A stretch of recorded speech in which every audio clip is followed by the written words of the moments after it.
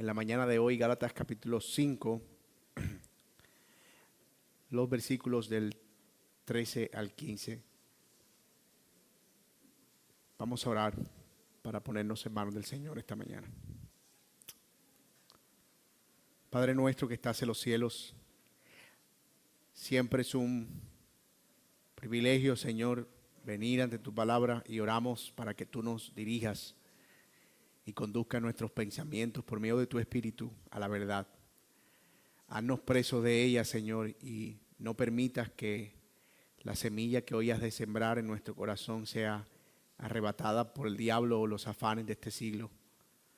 Ayúdanos a ver, Señor, con cuidado, pero también con ánimo pronto y diligencia, las instrucciones que tú has de hablarnos por medio de tu palabra. Y te pedimos también, Señor, para que nos des la voluntad para ponerla por obra. Gracias por hacernos libres. Gracias por poner en nuestro corazón tu espíritu y por conducirnos a amarte, Señor, de la misma manera que nos conduces a amar a nuestro prójimo y hacerlo para la gloria de Dios. Te damos gracias en Cristo Jesús. Amén y amén. Hermanos, Gálatas capítulo 5 dice: porque vosotros, hermanos, a libertad fuisteis llamados, solamente que no uséis la libertad como ocasión para la carne, sino sírvanse por amor los unos a los otros, porque toda la ley en esta sola palabra se cumple: amarás a tu prójimo como a ti mismo.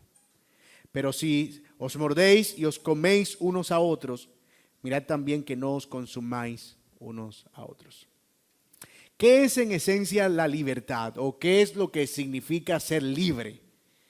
Esa pregunta pudiera resultar simple o el inicio de una controversia existencialista, dependiendo desde dónde se mire. En términos políticos, un hombre es libre cuando tiene la capacidad de tomar sus propias decisiones sin coerción. En términos sociológicos, diría como Rousseau que la libertad se trata más de hacer la voluntad de otros que la voluntad del individuo. Como quiera que sea, una cosa es segura: la libertad no es la idea equivocada de que alguien puede hacer lo que quiera sin ninguna restricción. No hay ninguna forma en la que la libertad sea entendida en esos términos, y por supuesto tampoco en los términos de las Escrituras, como lo veremos en la mañana de hoy. Es a eso a lo que algunos han llamado la paradoja de la libertad. Desde la perspectiva del Evangelio, no somos libres para vivir ahora en los deseos de nuestra carne, sino para que por medio del Espíritu nos sometamos al Señor mientras servimos a nuestro prójimo. Y ese es el tema de Pablo en esta porción que nos corresponde. Luego de probar que el creyente ha sido salvo y libre por el poder del Evangelio y por el efecto de la fe en Jesucristo, Pablo está ahora en el capítulo 5 dando algunas exhortaciones para esos libres, para esos creyentes. Y esas exhortaciones prácticas las hemos visto en las últimas semanas. La primera es acerca de no volver atrás. Si ya somos libres en Cristo, debemos tener cuidado de no volver a nuestro pasado de esclavitud. La segunda exhortación la vimos en el sermón pasado, y es acerca de confiar en el Señor y resistir a los falsos maestros, porque sabemos que al final ellos van a ser condenados, pero los hijos de Dios y los que creen en Jesucristo van a ser preservados. Pero hoy veremos tal vez la más enérgica de estas tres exhortaciones: que hagan uso de su libertad para la gloria de Dios y no para satisfacer los deseos de su propia carne. Y es posible que algunos hermanos en Galacia, en esta iglesia a la que Pablo le escribe originalmente, estuvieran viendo las continuas referencias de Pablo a que no hay que guardar las obras de la ley como un llamado a vivir en el otro extremo, al otro lado de la balanza, en completa libertad y pecado, o más bien en completo pecado, no en libertad. Y en efecto, nosotros, los seres humanos, tendemos a tener ese tipo de reacciones pendulares. Cuando se nos dice no hagas esto, nos vamos usualmente al otro extremo y nos volvemos todo lo contrario a la conducta que queremos restringir. Y eso es algo que pudiera estar pasando en los de Galacia, como muy seguramente pudiera estar pasando entre nosotros, los que hemos estado estudiando esta carta.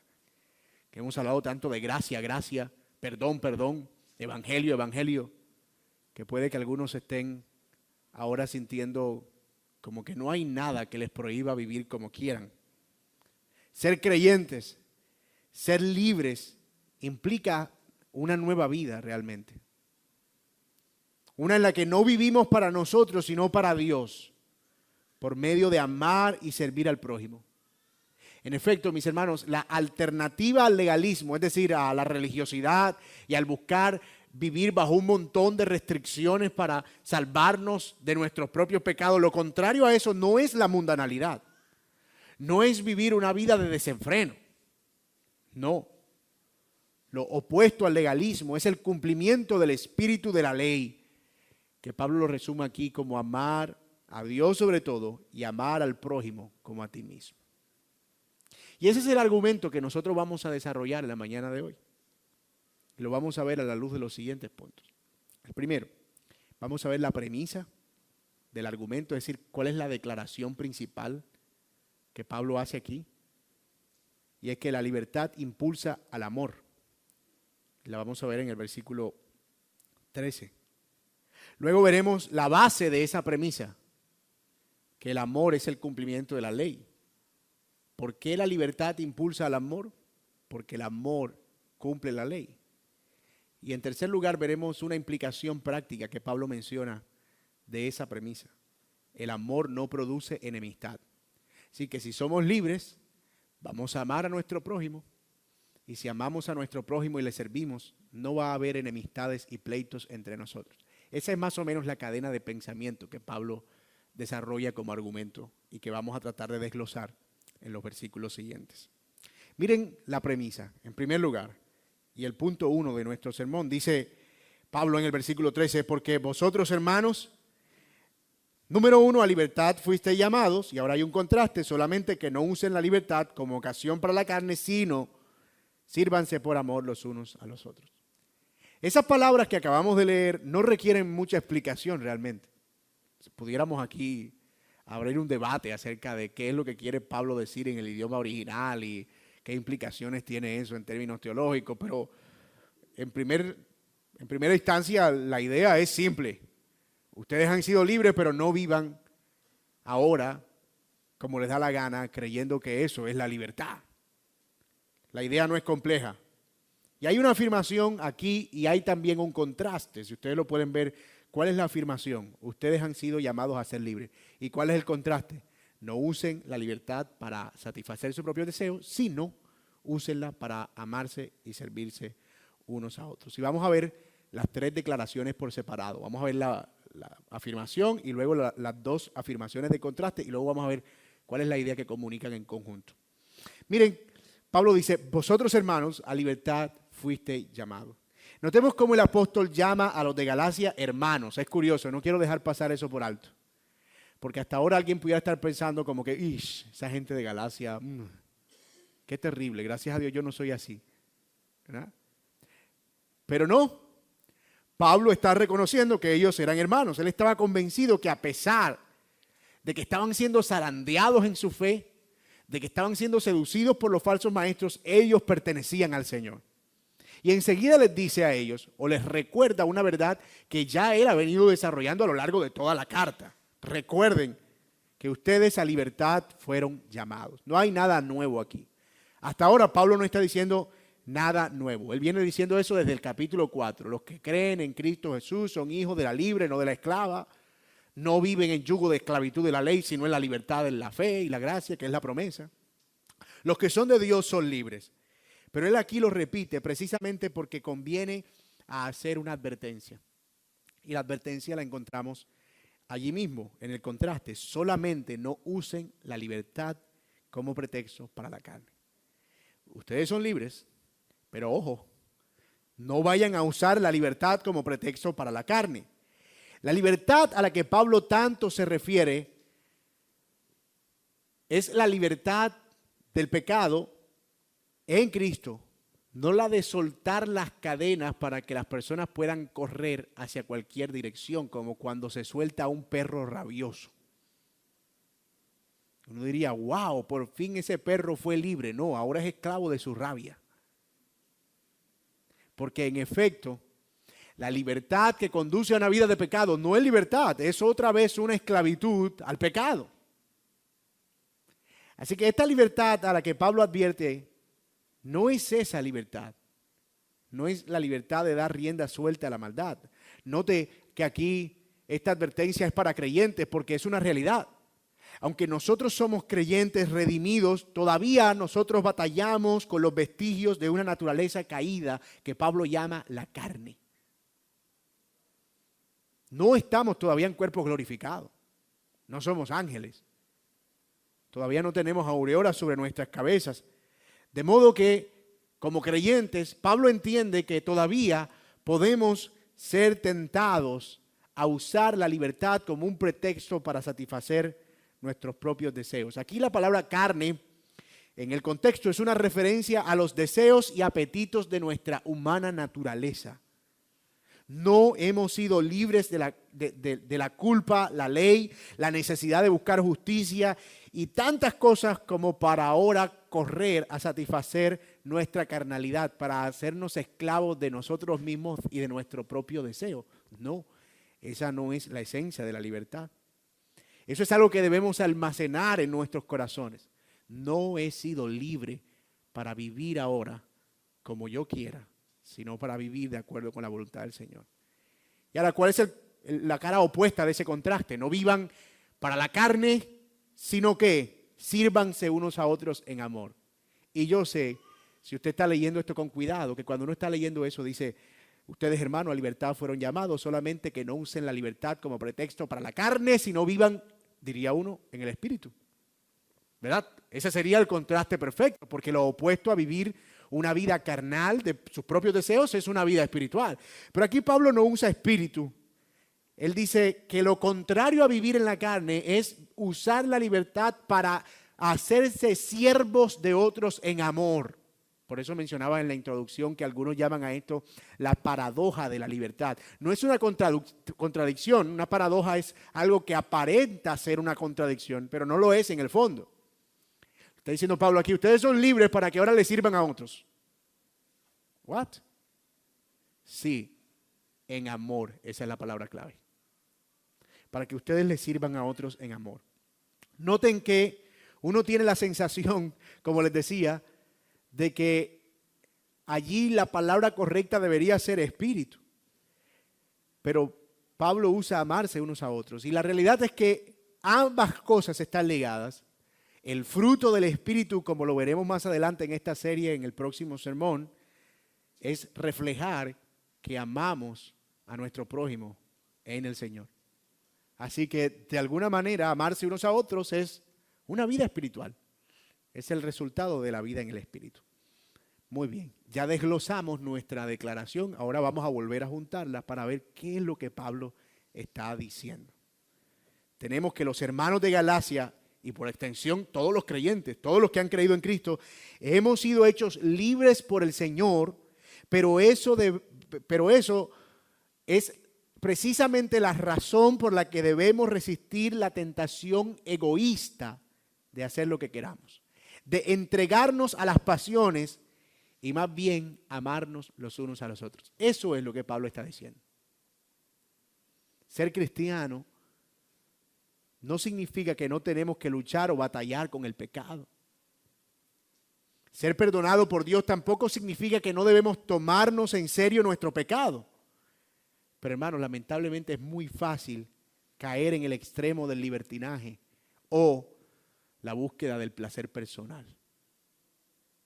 Y yo sé, tal vez los que han estado siguiendo esta serie o han leído la carta a los Gálatas estarán pensando, wow, entonces la vida cristiana es como un camino delgado, como un puente que va en medio de dos abismos. Me puedo deslizar al abismo de la autojusticia y el orgullo y el legalismo y la búsqueda por medio del esfuerzo personal, pero también me puedo deslizar al del libertinaje y la vida de pecado. Es decir, nosotros caminamos en una cuerda floja, por así decirlo, y la vara que nos mantiene en equilibrio es el Evangelio. Y si en algún momento nosotros soltamos esa vara, estamos en peligro de caer a uno de los dos abismos. La semana pasada vimos que no somos más amados por obedecer, ni menos amados por no obedecerlo a Él. Y saben que cuando yo prediqué ese texto y lo compartía en el grupo ECO, le decía a los hermanos, a mí me da a veces miedo predicar esas cosas. No porque me dé miedo predicar la palabra, sino porque humanamente pienso, y si mi gente ahora usa ese texto y empieza a vivir como quiere porque Dios no lo ama, porque obedezca. Pero inmediatamente me recordé lo que vimos el sermón pasado. Debemos confiar que ellos no pensarán más allá de lo que es conforme a la palabra, porque los que son de Dios van a recibir la palabra con los motivos correctos. Si alguien toma la idea de que Dios nos ama a nosotros, incluso si obedecemos o no obedecemos, Dios nos ama igual. Si alguien toma esa idea para vivir una vida de pecado, porque dice, ay, de todas maneras Dios me ama, así yo no le obedezca, él no ha entendido el asunto. Todavía no le ha alumbrado Cristo. Y simplemente todavía está en sus propios pecados y en sus propias pasiones. Pero eso es una tentación. Es una gran tentación. Esa idea mal entendida ha conducido a mucha mundanalidad y libertinaje. Porque es una idea potencialmente tentadora. Alguien puede verse en su propio entendimiento tan inmerso en la gracia de Dios que ya ni siquiera tiene preocupación por una vida santa. ¿Por qué haces esto? ¿Por qué vives de esta manera? ¿Por qué vives tan desordenadamente? ¿Por qué vives en tus pecados? La gracia. No. Tú estás en una desgracia y estás usando la Biblia como un pretexto para ello. No estamos hablando de santidad solo en el sentido personal, sino también en el relacional, en el de amar y servir al prójimo. Dejamos de preocuparnos por otros porque empezamos a preocuparnos solo por nosotros mismos, por nuestro propio deseo, por nuestro propio placer, por nuestra propia búsqueda de satisfacción. Y olvidamos el propósito por el cual hemos sido hechos libres, servir a otros. Y es interesante que Pablo contrasta el deseo de la carne con el deseo de servir, ya lo mencionamos hace un momento. No vivan conforme a la carne y sus propios deseos, sírvanse unos a otros. Y me temo que la idea es clara. La carne es egoísta. Siempre quiere ser servida. No busca servir a otros porque está interesada solo en su propio placer. Pero el espíritu, el espíritu como está impregnado de Cristo, mueve a otra cosa. Mueve a servir a otros. Y contra eso no hay ley. Contra eso no hay ley. Y yo quiero incluso ir más allá, hermanos. El egoísmo, el individualismo, el aislamiento, el vivir una vida cristiana lejos de todo, lejos de otros, el vivir desconectados de la realidad de que soy parte de un mismo cuerpo, es un cultivo para la carne. Cuanto más nos olvidamos de servirnos unos a otros, más cerca estamos de nuestros placeres y deseos pecaminosos. No en vano, la primera tentación que tenemos cuando caemos en algún pecado recurrente, ¿cuál es? Aislarnos. No queremos estar ahí. No queremos conversar con nadie. No queremos relacionarnos con nadie. ¿Por qué? Esto es mío conmigo, yo con yo. Mí mismo con mí mismo. Así que, mientras lo que Pablo dice, la vida de servicio unos a otros es lo opuesto a la carne, podemos concluir que mientras nos mantengamos ocupados en servirnos unos a otros, menos ocasión tendremos para la carne. Y funciona al revés. Y me parezco a una ex reina aquí. Y en el sentido contrario y del mismo modo en el sentido inverso.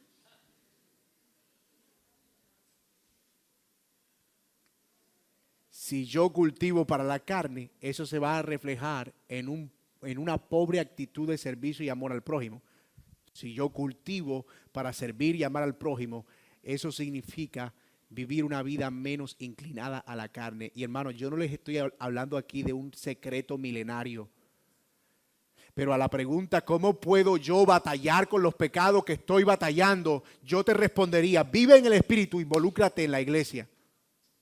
Sirve, busca a otros, ama, trabaja, haz el bien. Porque hermano, la ociosidad es el nido del pecado. Y normalmente la gente que está viviendo, buscando pretextos para la carne, una cosa que vas a encontrarle en común es su ociosidad y su poca disposición para servir a otros. Hay una relación interesante ahí. ¿Cómo podemos tener menos de nosotros y más del Espíritu? No hay un asunto místico. Alguien puede decir, ora más, ayuna más, y esas cosas son buenísimas. Pero esas cosas en realidad son para impulsarte a involucrarte en lo que realmente te va a alejar del individualismo pecaminoso de la carne. Amar y servir a otros. No hay misterio en eso. Y eso debe llevarnos a hacernos un autoexamen. Preguntarnos, ¿estoy viviendo como alguien libre realmente? ¿Cómo lo sé? ¿Qué tan individualista está siendo? ¿Estoy involucrado en servir a los otros en amor? ¿O estoy más bien procurando qué cosas, oportunidades y momentos tengo para poder estar a solas conmigo, satisfaciendo mis propios deseos? La conclusión no es una conclusión compleja realmente. Es más, déjeme decirle, el evangelio no es complejo. La vida cristiana no es compleja. Hay gente que la hace compleja, pero no es compleja. El fruto de la verdadera libertad es el amor y el servirse unos a otros. Pero ¿por qué esto es así? ¿Por qué podemos estar seguros que esto es así? ¿Es esta idea acaso un invento de Pablo? ¿De dónde saca él que la verdadera libertad no nos lleva a la carne sino al servicio en amor unos a otros? Eso suena un poco extraño. Bueno, Pablo lo saca de la Biblia. Levítico 19:18 dice, ama a tu prójimo como a ti mismo. Y eso nos lleva al siguiente punto del sermón. Y yo, antes de ir, yo quiero que usted por favor no pierda lo que estamos diciendo ahora. Somos libres, no esclavos de la carne, pero debemos vivir en el Espíritu y esto es sirviendo unos a otros. ¿Qué rayos tiene que ver el servicio unos a otros con una vida de libertad? Eso es lo que Pablo nos muestra en el siguiente punto. Y mírenlo en el versículo 14 conmigo. Porque toda la ley en esta sola palabra se cumple. 2 puntos. Amarás a tu prójimo como a ti mismo. Miren, aquí Pablo está resumiendo el propósito mismo de la vida cristiana. Si después de escuchar 1.000.000 de sermones, leerte la Biblia 45 veces, después de haberte escuchado 50.000 álbumes de música cristiana en muchos idiomas, orar por muchas horas y ayunar, tú te sigues preguntando, ¿cuál es el sentido de la vida cristiana? Pablo dice, mira, escúchame, ama a tu prójimo como a ti mismo. En eso se resume todo. Pero no es todo. Y eso es lo que vamos a ver ahorita. ¿Acaso no se supone que el creyente es libre de la ley y ya no debe cumplir la ley? Entonces, ¿por qué Pablo está diciendo que debo amar al prójimo para cumplir la ley? Momento, Pablo, explícame eso porque no entiendo. ¿Te está contradiciendo? Pregunto yo a Pablo, y usted también. Yo sé que usted sospecha como yo que no puede ser una contradicción. Algo estamos pendientes por entender. ¿Por qué Pablo está afirmando que entonces el creyente debe cumplir la ley si ya se ha probado hasta la saciedad que no somos salvos por cumplir la ley? Aquí conviene aclarar de nuevo lo que parece una contradicción, pero no lo es. Pablo no está diciendo, escuchen, no está diciendo que el creyente es salvo por amar al prójimo. Eso no es lo que dice el texto. Él ya ha afirmado otra vez hasta la saciedad y ahorita lo acaba de decir, ustedes son libres ya en Cristo.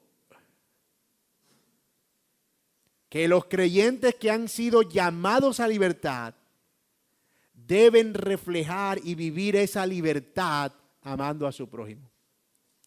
Es decir, esta instrucción no es un mandato para ser salvo. Él no está diciendo, si quieres ser libre, ve y ama a tu prójimo. No, él lo que está diciendo es, ya que eres libre, ahora tienes la capacidad dada por Dios para amar a tu prójimo. Y esa capacidad es una capacidad que da el Espíritu después que somos salvos, después que somos libertados, porque se supone que al ser libres ya no somos esclavos de nosotros ni de nosotros mismos. Y entonces, ¿ahora para qué somos libres? Para amar y servir al prójimo. Alguien que no ha experimentado la verdadera libertad no va a amar a su prójimo en esos términos. Y entonces, ¿puede una persona sin Cristo hacer buenas obras al prójimo? Sí, pero si él no ha sido libertado de su megalomanía, es decir, de su culto a sí mismo, de su orgullo, incluso esas buenas obras que él haga para el prójimo, las va a tomar para su propia gloria. Y ahí es donde está el meollo del asunto. No es sino hasta que nos libertamos de esa carga de buscar gloria para nosotros, que ahora podemos servir libremente en amor a otros. Eso es lo que Pablo está diciendo en ese texto. El amar a tu prójimo como a ti mismo no es más que el resumen de la segunda tabla de la ley de los mandamientos. ¿Se acuerdan? Los 10 mandamientos, algunos sugieren que estaban escritos en 2 tablas. La primera tabla contenía los 4 primeros mandamientos de la ley que tienen que ver con nuestra relación con Dios. Y la segunda tabla contenía los 6 mandamientos que tienen que ver con la relación con el prójimo. Ahora, ¿por qué Pablo aquí no está diciendo la ley en todo esto se cumple, ama a Dios y luego ama a tu prójimo? Porque él ya está dando por sentado que la primera tabla está asegurada por la fe en Cristo. Estamos unidos a Dios, somos parte de su familia. Ahora, amen a su prójimo. Esos son los mandamientos, los 10 mandamientos, la ley moral. Y son ellos los que expresan de manera visible que realmente somos libres. Esa es la prueba de que el libertinaje no es lo opuesto a la libertad. El que es libre en Cristo no deshonra a las autoridades. Como dice el 5.º mandamiento, honra a tu padre y a tu madre. El que es libre no roba, como dice el 6.º mandamiento, sino que trabaja para hacer el bien a otros y es diligente. El que es libre en Cristo no es un holgazán, no es un lujurioso. No es alguien que da rienda suelta a su lascivia, no es alguien que codicia los bienes ajenos, no anda en mentiras ni dañando la imagen de otro con su lengua. Muchos pensadores han coincidido que la idea de la libertad en un individuo llega hasta donde comienza la del otro. Tú eres libre de hacer lo que quieras hasta donde comienza, o tu libertad llega hasta donde comienza la libertad del otro, o tu derecho llega hasta donde, o termina donde comienzan los derechos del otro, tu libertad termina donde comienza la libertad del otro. Pero los estudiosos de la sociología, incluso de la antropología, llaman a esto el derecho natural. Toda persona nace con una libertad intrínseca, o sea, nace libre, en teoría. Algo que viene ya dado por Dios, de nuevo, de manera natural. Pero en el creyente es más que eso. Nosotros tenemos la libertad natural dada por Dios, pero no solo no nos limitamos a no violentar la libertad del otro, sino que por el contrario buscamos su bien. O sea, mi libertad a mí no me obliga a ayudar a nadie. Yo puedo en mi libertad no hacerlo. Mi libertad no me obliga a no amar a alguien. Yo puedo decidir si amo o no amo, ni hacerle bien a nadie. Soy libre. Así que en el creyente nosotros tenemos más que la libertad natural. La libertad natural tiene una esfera individual, pero la libertad del Evangelio tiene una esfera activa. Yo no solo no violento la libertad del otro, yo favorezco su libertad. Incluso cuando tengo que ceder un poco de la mía, lo hago en amor. Y eso explota la cabeza. Eso no es instintivo, eso no sale de nosotros. Eso no lo producimos nosotros. Eso solo viene del Señor. Ahora, hermanos, tengan en cuenta que aquí la palabra prójimo no se refiere a los creyentes. A veces asumimos como esa posición farisea de que, Señor, ¿y quién es mi prójimo? Los fariseos, ¿verdad? Y el Señor dice, no. Un hombre descendía de Jerusalén a Samaria, ¿se acuerdan? Y cayó en manos de ladrones y pasó un sacerdote, un levita. Y para responder a esa pregunta, lo que dice el Señor, ¿quién es tu prójimo? Tu prójimo puede llegar a ser hasta tu enemigo. Hasta tu enemigo puede llegar a ser tu prójimo. Es toda persona con la que tengamos la oportunidad de mostrar bondad. Ahora, mi hermano, ¿tú te imaginas un mundo gobernado por ese pensamiento de libertad? No habría violencia, no habría muerte, no habría robos, no habría corrupción. Todos estarían procurando el bien del otro. Señor, mire, se le quedó este vuelto. Ay, no, mire, yo creo que eso es de Dios, tómeselo para usted. Ay, no, ¿cómo se le ocurre, Dios? Yo no, ¿cómo voy a tomar ese dinero que no es mío? Ay, no, venga, yo se lo recibo, ahora yo se lo regalo, recíbamelo. O sea, ¿te imaginas un mundo viviendo no solo en la esfera de la libertad natural, sino en la esfera de esta libertad del amor al prójimo? Del servicio abnegado, porque ya no estoy ocupado de mí. Esa libertad, entiéndase, no es una libertad de mí mismo. Soy libre de Dios, del pecado, de la ira de Dios, del pecado, de la condenación. Soy libre de los demonios y diablos que me ataban, pero soy libre de mí mismo. Ya no estoy buscando mi bien solamente. Y ahora puedo buscar el bien de los demás. Hermanos, sabemos que el pecado ha arruinado todo. Y por eso no vivimos en un mundo como esto. Porque hay pecado. Y es por eso precisamente también que en un mundo que parece una tela oscura y tenebrosa, podemos dar pinceladas de luz cada vez que exhibimos este tipo de libertad. La libertad en Cristo Jesús. Cada vez que exhibimos piedad, amor por el otro. Al final, podemos tener un buen discurso, hablar en el mismísimo lenguaje de Reina y Valera, como mi hermano Aramis, bromeando, ¿verdad? Vosotros, hermanos, ¿cómo estáis? Es un placer saludaros en esta tarde. Podemos referirnos a las personas como varón y varona, y si es hermano como siervo o sierva.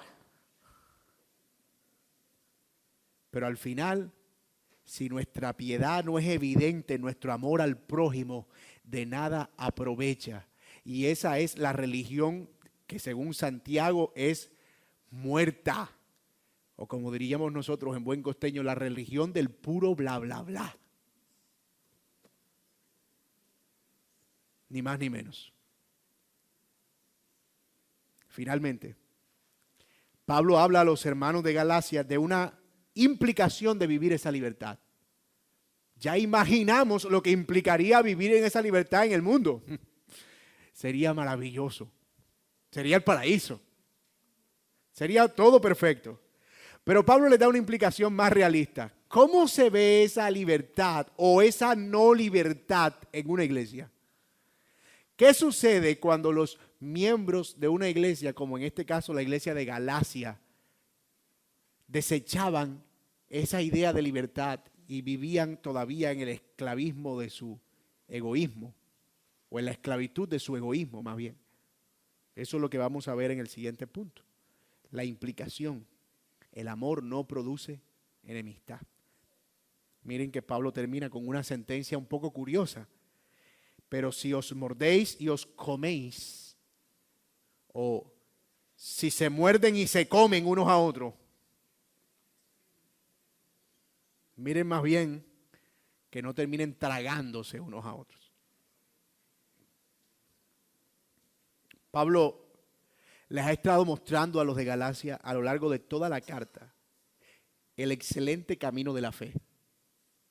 No vayan por la ruta de las obras, capítulos 1 al 4, abracen la fe en Cristo Jesús, confíen en Él y crean que Él ha hecho provisión por sus pecados. Les acaba de decir que la verdadera fe conduce a la libertad y que ésta se expresa en un amor el uno por el otro, contrario al legalismo que suele ser egoísta y contencioso. Parece que Pablo había sido informado, alguien le había dicho, no sabemos quién, que la gente en Galacia andaba de riña en riña y de pelea en pelea entre ellos, entre hermanos. Tanto que Pablo dice que estaban como mordiéndose. Si usted hubiese sido el mensajero de Pablo, usted habría dicho algo como, o yo habría dicho algo como, Pablo, esa gente en Galacia está que se come viva. Eso están dándose dientes los unos a los otros, pelean por todo. Si uno estornuda, el otro se enoja, y si el otro habla, el otro no se toleran. Hay una violencia en esa iglesia permanente. Entonces Pablo lo que le está diciendo es, en otras palabras, así se ve la libertad, en amor, en servirse en amor unos a otros. Por eso que ustedes están así, que se comen unos a otros, porque no están en libertad, están en legalismo. Eso es lo que Pablo está diciendo. Le está tirando un viaje, como decimos nosotros. Pero claro, así se ve la libertad, en amor unos a otros, no un pretexto para la carne. Pero claro, ustedes están que se comen y se matan unos a otros, precisamente, ¿por qué será? Porque no tienen libertad. Y esa pena es natural. La consecuencia inmediata del legalismo es un ambiente de continuo pleito y división. Hermano, los fariseos no tenían amigos. Ni ellos mismos eran amigos de ellos mismos. ¿Cuál es la razón por la que esto es así? Y voy a tratar de ser más lento de lo que he venido haciendo he venido siendo intencionalmente en este sermón. El legalista, el que intenta ganarse el favor de Dios por sus obras, como estaban siendo seducidos los de Galacia, está en una constante búsqueda de perfección moral externa. Y una de las cosas que hace que alguien se vea más moral que otro es cuando hace ver al otro más inmoral que él. ¿Cómo yo puedo verme más bueno que fulano? Diciendo cosas malas de fulano. Así, quien me escucha va a ver a fulano como alguien más malo que yo. Y es una forma indirecta de yo hacerme más bueno, más bueno. Eso es lo que hace el legalismo en esencia. El legalismo funciona por comparación. El problema es que se compara con las personas incorrectas. Nosotros deberíamos comparar nuestra justicia con Dios, no con los hombres.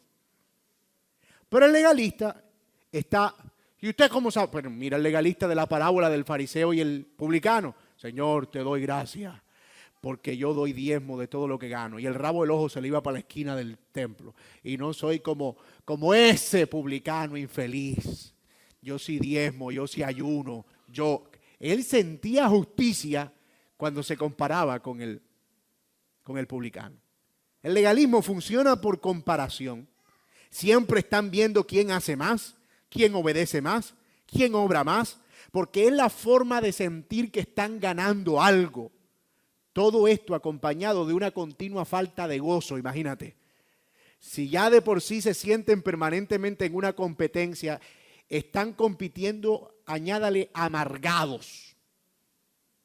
Porque lo que produce el no conseguir lo que quieres es frustración. Y como no se resignan a la realidad de que son cuerpos mortales que están batallando con pecados continuamente, entonces viven en una permanente frustración que los lleva a una falta de gozo.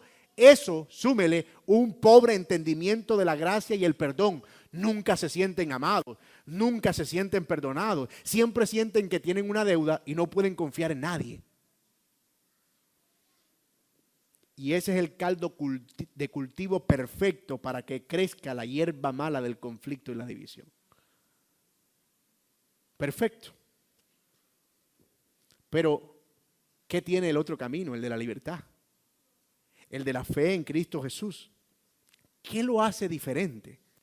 La respuesta está en la idea de lo que se obtiene de recompensa.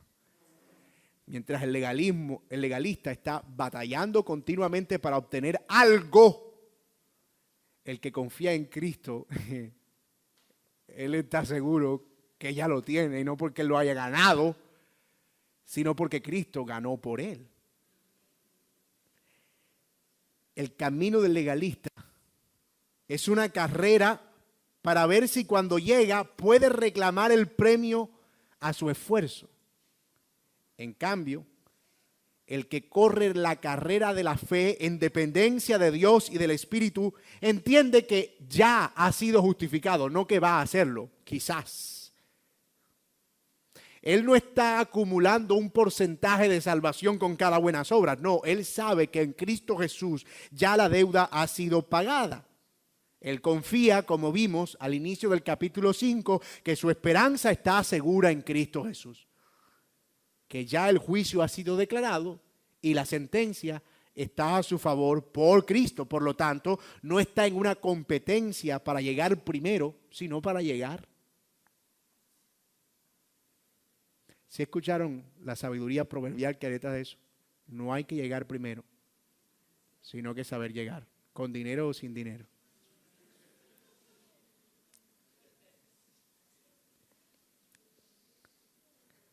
Si pensamos en la vida cristiana como una carrera, imagínensela, una carrera, haga de cuenta una maratón.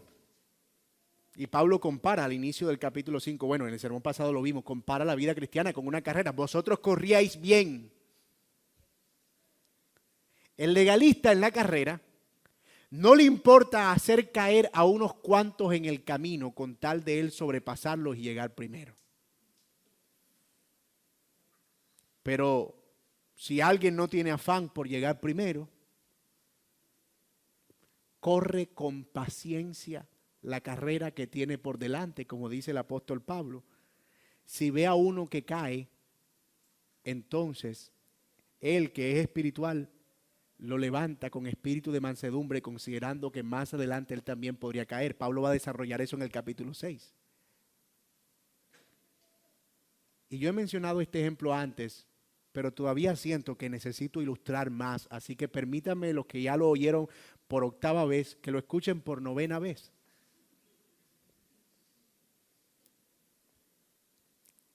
La murmuración es un pecado, todos estamos de acuerdo. Es la violación al pecado de no mentirás o no dirás falso testimonio contra tu prójimo. Es no amar al prójimo, sin duda, murmurar. Estamos de acuerdo con eso, ¿verdad? Ok. Ahora, ¿por qué un murmurador encuentra sentido en escarnecer a personas que a veces ni siquiera conoce bien? Pues en el fondo es una forma de degradar al otro para él poder elevar su imagen y verse como superior y encontrar un momento de placer en ese sentido de superioridad. El fresquito de, gracias a Dios que yo no soy así. Así funcionaban los fariseos. Y los mismos falsos maestros que Pablo tuvo que defenderse tanto porque estaban dándole rejo a Pablo. Cada vez que podían, Pablo, el falso maestro, él no. Porque ellos sentían que ahí encontraban su sentido de superioridad. Pero piensa ahora en alguien que ha entendido el Evangelio y su libertad en Cristo. Que camina por la fe. Que no está buscando ganar nada porque está seguro en el Señor. Él no tiene ninguna imagen que hacer prevalecer. Él sabe que él es un pecador.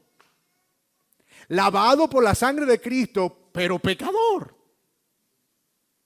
Sabe que su imagen y sus obras de justicia son como un trapo de inmundicia delante de Dios. Así que él no tiene que demostrarle nada a nadie. Él es libre. Él sabe que todo lo que él ha sido, todo lo que él es, todo lo que él será ya ha sido definido por Cristo y él no va a ser más santo si otro se ve menos santo que él. Así que él no tiene necesidad de murmurar ni de dañar la imagen del otro. Porque aunque fuere posible que aquel tuviera motivos para ser degradado, él tiene un sentido de compasión. Porque piensa, si no fuera por la gracia de Dios, yo también estaría ahí. Él no tiene que preservar una apariencia. Él sabe que no es amado por esa apariencia, sino por lo que Cristo ha hecho. Y eso hace la diferencia. O sea que usted me está diciendo, pastor, que en realidad el problema de degradar a otros en el ejemplo que nos corresponde, o de dañar al prójimo, o de caer en esta actitud, es en el fondo un problema de legalismo. Es un problema de no confiar en la justicia de Cristo. Es un problema de identidad, de no saber qué es lo que Cristo ha hecho conmigo. Efectivamente. Y por eso, el entendimiento de la realidad de nuestra libertad produce una cultura de paz en la iglesia y de verdadera comunión. Y escúcheme, no es que no haya conflicto entre los creyentes. Los hay, porque todavía estamos en la carne y no hemos sido glorificados. Pero hacer prevalecer eso no es otra cosa que carnalidad. Perpetuar el conflicto, que se convierta en un patrón de vida, eso es carnalidad. No es concebible la idea de hermanos que se evitan unos a otros. Mis amados, eso no es un sabio ejercicio de la libertad. Pablo en una ocasión le escribió a dos hermanas en Filipo, a Evodia y a Síntique. Estaban peleando entre ellas, discutiendo. Tenían un conflicto para ver quién era mejor, quién era más sierva, y una le tiraba a la otra y se daban duro. ¿Y saben cómo Pablo resolvió el conflicto? Miren al Señor y tengan el mismo sentir que Él, quien no escatimó el ser igual a Dios como cosa que aferrarse, sino que se despojó de sí mismo y estando en forma de siervo nos sirvió a nosotros. Sírvanse unos a otros para que no anden en peleas. Pablo les tiró el evangelio como un manto para apagar el fuego del conflicto. Ese pasaje que está ahí en Filipenses 2:9, que es ese pasaje glorioso de la encarnación, está ahí por una razón, para que dos hermanas no pelearan. Porque, mis amados, la verdadera comunión está sustentada en un entendimiento claro del evangelio, no en ignorar el conflicto, no en hacer como que no pasó, no en mirar para el otro lado, no en simplemente como que no, yo no quiero problemas. No, la verdadera comunión, la verdadera paz, la verdadera relación profunda en la iglesia está anclada al entendimiento del evangelio. Hermanos míos, el evangelio es el corazón de la comunión bíblica. Escúcheme, no estamos aquí para fingir que nos amamos unos a otros. Estamos aquí para amarnos unos a otros. No estamos aquí para crear una especie de club social arropado por el arte de lo políticamente correcto. Mi hermano, ¿cómo está? No. No estamos aquí para fingir en medio de falsedades, estamos para construir relaciones profundas, verdaderamente ancladas a la verdad, donde posiblemente nos vamos a ofender, nos vamos a insultar, nos vamos a causar daño unos a otros, pero vamos a correr a Cristo y a la cruz y la vamos a abrazar. ¿Saben por qué? Porque estamos convencidos que no hay nada que el evangelio no pueda arreglar. Nada.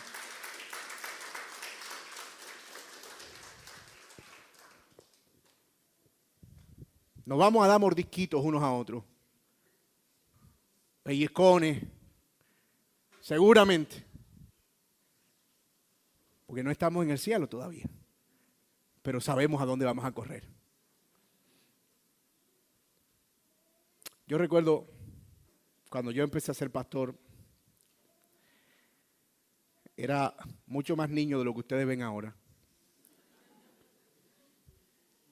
Y los que me conocen de esa época saben que una de las cosas que yo más sufría en mi vida era oír que había conflicto en la iglesia. Y eso era una cosa, o sea, había un chisme y era como que, pastor, yo no quiero chismear, pero fulana y el fulano están chismeando. Y eso me cargaba, era una cosa como que, wow, era... Yo creo que he podido experimentar el hecho de escuchar ahora como que, oiga, usted sabe que fulano y fulana están como que teniendo un problema. ¡Ah, qué bueno! Tremenda oportunidad para el evangelio. ¡Qué bien! No hay nada que el evangelio no pueda arreglar. Yo me voy a amar la vida. Si somos creyentes, yo tengo la misma convicción de Pablo. Ellos no van a pensar más allá de lo que ya han escuchado. La palabra va a dar su fruto. Yo no tengo que meterme en esa pelea. Yo no tengo que entrar, a menos que ya sea una cosa de hay que meterse porque necesita un árbitro y...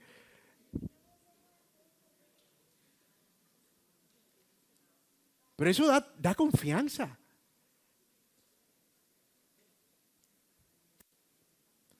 Así que yo te quiero animar con todo mi corazón y en el buen sentido de lo que entiendo que un pastor debe hacer. Mi hermano, si tú estás aquí y tienes un conflicto con alguien, revisa tu corazón y no dejes que la carne, el egoísmo, el orgullo y la autojusticia te priven de la bendición de tener comunión con la familia de Dios. No hay ninguna ofensa que hayan cometido contra ti que sea más grande que las que tú has cometido contra el Señor y de las cuales Él te ha perdonado todas. Ninguna. Yo te suplico, hermano mío, te lo suplico con todo mi corazón, corre a la cruz y luego que estés cegado por el esplendor de su gloria, corre a tu hermano para que con esa ceguera de la gloria de Dios no puedas ni siquiera ver las minucias de su pecado y puedas abrazarlo como lo que es, un hermano en la fe.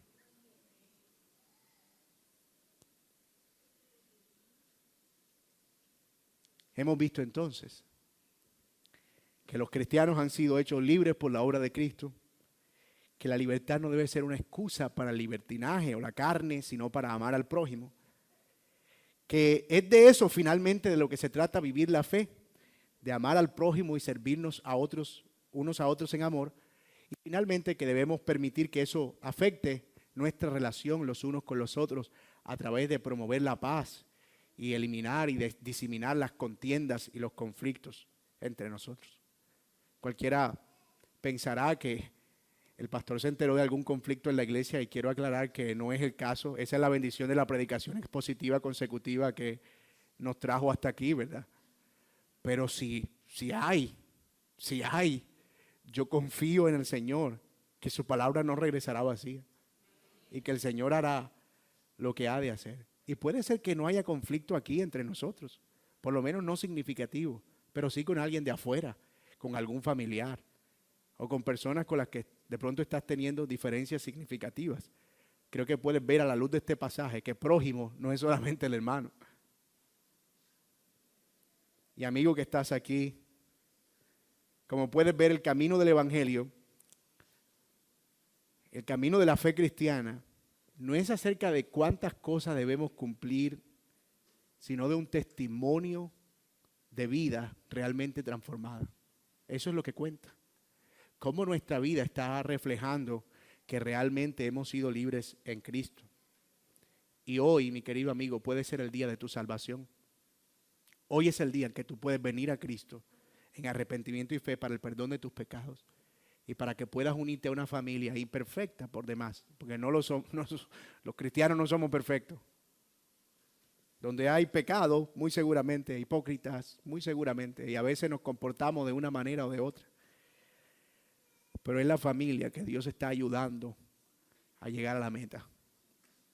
Así que yo te animo, si tú estás sin Cristo, que puedas orar al Señor y entregar tu vida a Él, pedir perdón por tus pecados y ser parte de su pueblo.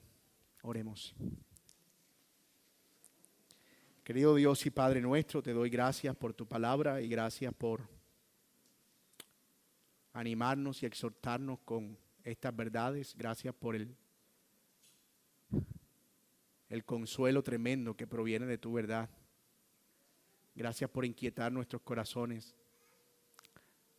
a que veamos, Señor, cómo estamos viviendo nuestra vida cristiana. Que no se trata solamente de el entendimiento teológico de la gracia, sino de vivir en plena libertad, amándonos unos a otros, porque este es el cumplimiento de la ley. Señor, perdónanos si hemos fallado en esto y si hemos olvidado, Señor, el llamado que nos has hecho de vivir para ti, Señor, todos los días de nuestra vida. Señor, yo quiero pedirte si hay alguien aquí sin Cristo, a quien hayas hablado a su corazón, que por favor tú traigas salvación a su alma, Señor, y le hagas ver que tú eres nuestra única esperanza y que no hay nada, Señor, que sea más valioso y glorioso que poder confiar en el Salvador. Señor, trae salvación por tu Espíritu, te lo suplico en esta mañana. En el nombre de Cristo Jesús oramos. Amén.